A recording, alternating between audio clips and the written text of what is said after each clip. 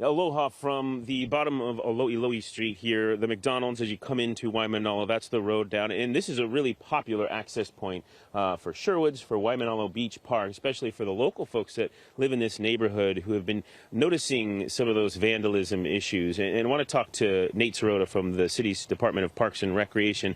And I want to kind of just focus on the last two incidents out here. Tell us a little bit about what happened and how quickly the city was able to get out and kind of remedy that. Sure. So unfortunately, there was some people who had cut holes in the fences, one here by the, I think it's the hala tree right here, and also by the ironwood tree back there. And luckily, our staff were able to repair it rather quickly. And again, unfortunately, this is something that they've seen on a really fairly consistent basis, so they know how to repair it. They know, what needs to be done. And really, the silly part about them cutting this fence here is there are beach access points, I think 5 or 6 of them throughout this neighborhood here. So there's ways to get to the beach legally when this gate is closed and when, access is restricted in this particular area, which is focused more on, making sure vehicles don't go in. So it's really senseless. Yeah. Can you talk to us a little bit about just the bigger picture here? How much stuff like this takes away from the Parks Department budget to do other things to improve the parks when they have to put out little fires like this? And we see this all over the county, really.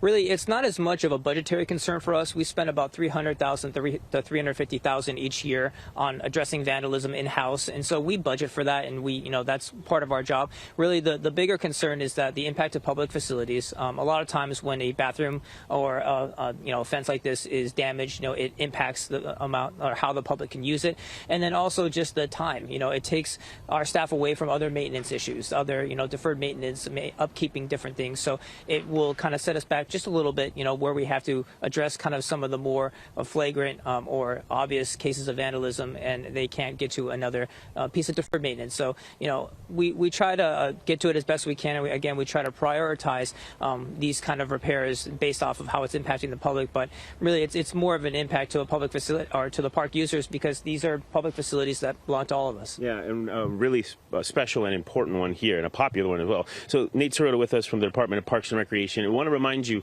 that there is a way to report issues, not just with the parks, but the city has hotlines for a lot of the different departments, junk vehicles, things like that. We keep that link up on Sunrise, as seen as Sunrise at hawaiinewsnow.com. You can report those issues and try and get someone from the city out there to deal with it.